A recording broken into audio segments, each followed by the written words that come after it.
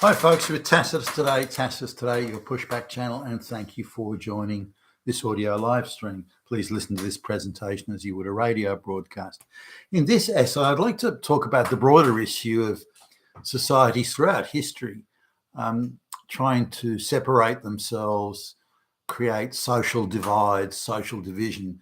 That can be by race, it could be by moral status, it could be by intellectual status, wealth, hereditary status, presumed superior breeding, whatever it might be.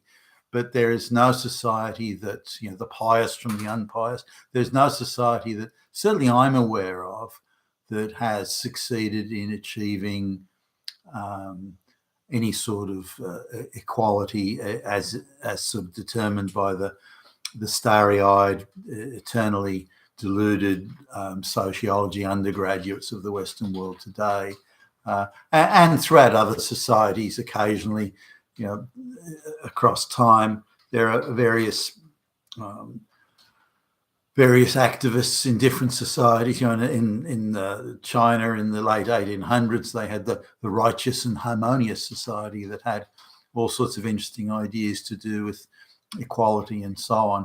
Societies generally tend to move towards try to correct what they see as the faults of the time. For example, if you look at the American Constitution and the Declaration of Independence and the Bill of Rights, it was a response to what they perceived at the time to be the quite soft, in the overall scheme of things, tyrannical behavior of the king. Now, the reality was the king in the day, King George, the days of the late 1700s, the king really didn't have that much power anymore. So he was used as a propaganda sort of focal point of King George taking away our liberties.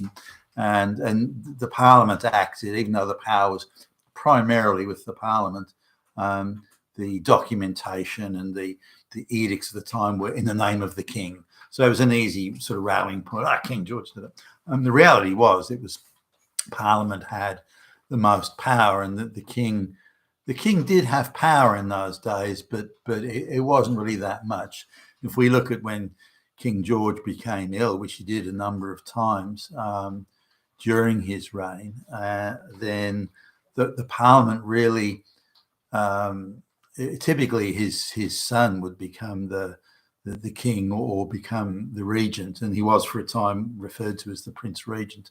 But the reality was that the Parliament actually had the power and could decide most things. Now, if the king was firmly of sound mind and firmly opposed to it, they would haggle and they would find some sort of a middle ground. But the idea that the king was randomly and arbitrarily making all the decisions is complete and utter nonsense. It wasn't happening, and really hadn't happened since probably the Glorious Revolution would have been, I suppose, the final nail in the coffin of anything resembling or suggesting not total power of the king, but even the primacy of the king or the monarch in decision making. If we look at sort of social divisions and creating divisions in society, and today, for example, we've got the idiocy of you're a racist, you're evil, you're bad. I'm a non-racist. I believe in mass migration. I'm good. Therefore, I should have the power, and you not. Therefore, even if I do bad things, because I'm a moral person, it's okay when I do it. It's only bad when you do the same thing. So, that type of insanity that we see now with wokeness and affirmative action and DEI and all these crazy sort of things, and what the Biden administration generically called equity, without ever being able to define it, other than, well, if the outcomes aren't equal, then we don't have equity, therefore we have badness. But I just want to talk about every society has done this throughout time, whether it be today, the ideological thing. The communists particularly were ideological. If you're a good communist, then you have the right to a good job and a nice apartment, but if you're not, then you don't. And if we suspect you of having bourgeois thoughts, you once read a Shakespeare play, for example, and that's it. There's no there's no good job for you, and we can arbitrarily and randomly arrest you. We can say, well, you're an enemy of the people, so the laws and the standards of justice and proof and evidence and any of that goes out the window, because we have declared you now as evil, morally evil. Therefore, we are under no obligation to give you a fair trial. And you could say the same thing today if somebody says, well, hey, you're a Nazi, you're Hitler, then that's it. You don't deserve legal rights. We can just, you're a January 6th insurrectionist. We can just throw you in prison indefinitely. Screw the writ of habeas corpus. We don't have to bring charges. We can just keep you there. And so it becomes an political ideological situation rather than one of facts, evidence, law, and again, habeas corpus. So every society has done this throughout time. The deeply pious and religious societies, for example, those who are good believers and they're worshipping every day, and you see this in Islamic faiths now, and they're running around with a prayer mat and the whole business, then they're good people. If you don't do that, then you're suspect, if not evil. So there isn't a society that doesn't do it one way or another, and if there are equalities on one side, then there are those equalities are taken away in another paradigm in that society. So, for example, you can go to an Islamic village and they may share everything they have with you and with each other. But when it comes to pious religious observances, then you better toe the line, otherwise you're in serious trouble.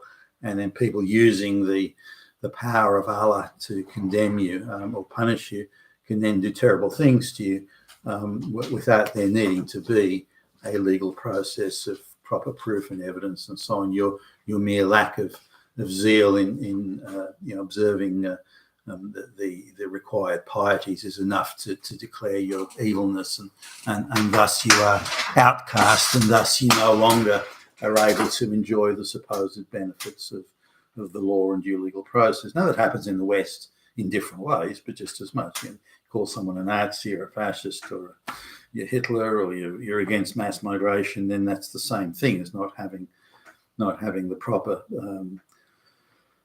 pieties in an Islamic society. So how did we get to this situation? It seems rather really medieval and ancient, doesn't it, having all these sorts of things? There have been various attempts over time, ancient Athens, ancient Rome, in having sort of partial democracy of those who have the biggest amount of skin in the game, the landowners, the property owners, that sort of thing, and they these people are the minority in society, and but nonetheless, it's a collective that assumes the collective responsibility of running the state or the nation or the region or whatever it might be.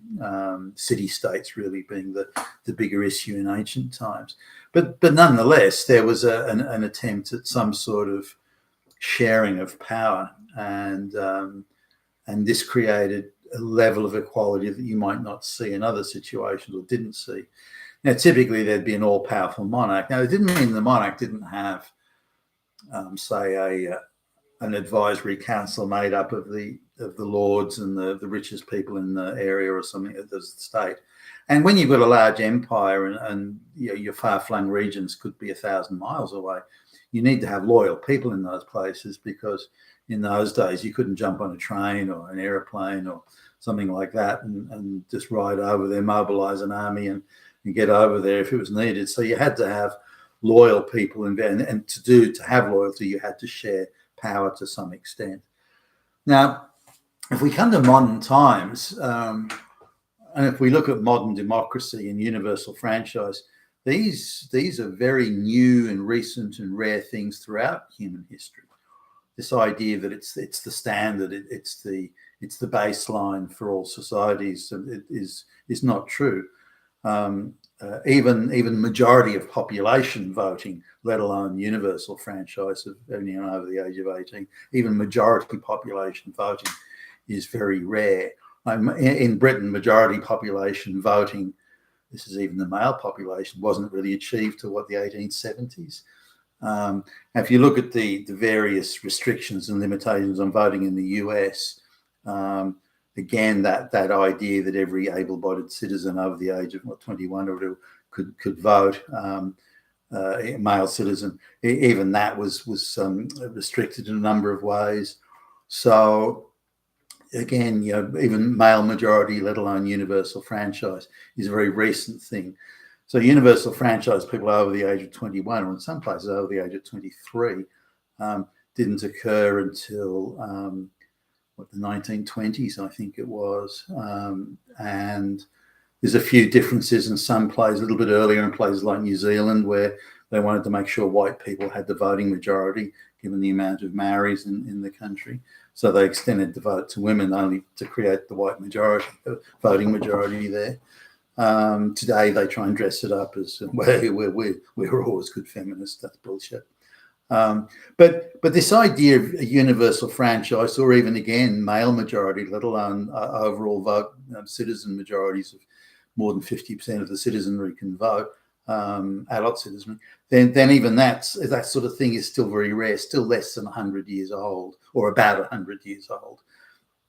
So it's not the baseline, it's not the standard, it's not how things always been. So why did those who had a monopoly on power, and social division is based on how power is to be monopolized and to what extent, if at all, it's to be shared and with who.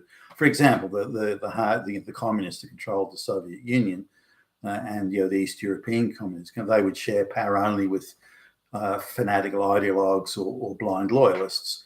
So if you're a teacher teaching communist propaganda to students, you were considered as being far more important to the state than, say, a doctor that saved lives. And you were rewarded accordingly. I've known people who have come to Australia from the Soviet Union who were school teachers, and they again, teaching propaganda to kids and brainwashing.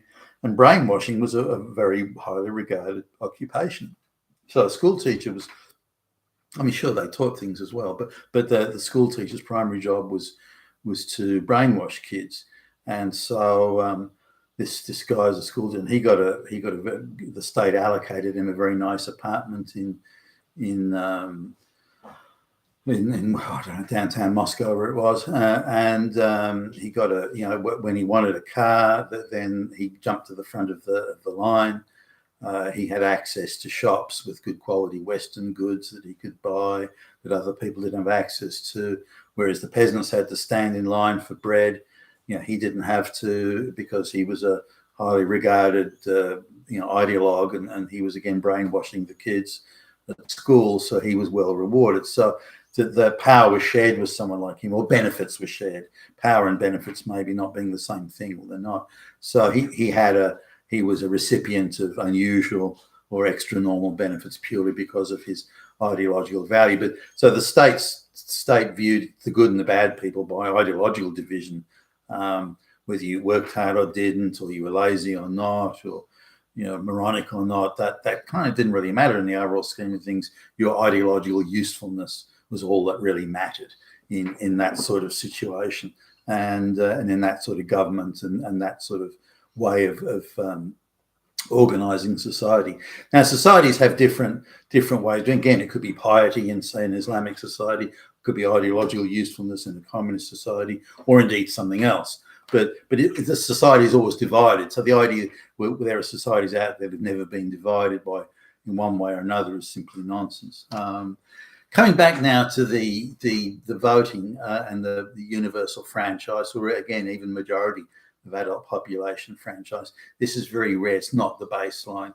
If we go back human history of, say, as far back as we can go, where there are at least viable records of some sort or another, say 5,000 plus years, there's no examples of some sort of utopian nirvana, unless it's peasant villages, tilling the fields and all sharing what they have. But even then, there'd still be, the village headman and all this sort of thing.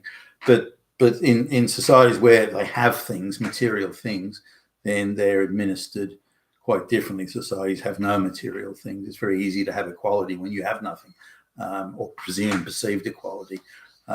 but is that simply shared misery and hardship and privation, or is it actual equality? Now, in the when universal franchise took off, was used, the state, the people who had a monopoly or close to a complete monopoly on power, they were concerned that the neighbours next door, the British were concerned that the French were going to take over, or the French were concerned the Germans were going to take over, or the Italians were concerned the Spanish were going to take, whatever it was. But they were concerned that the dudes next door were going to take the power. They had a monopoly on power, and these guys want to take our monopoly away. How do we protect against that? We need to protect our monopoly or near monopoly on power. And to do that, we have to get the peasants and the citizens and the great unwashed to fight on our behalf. They have to stop those other guys from taking our power, because military force is the only way to do it.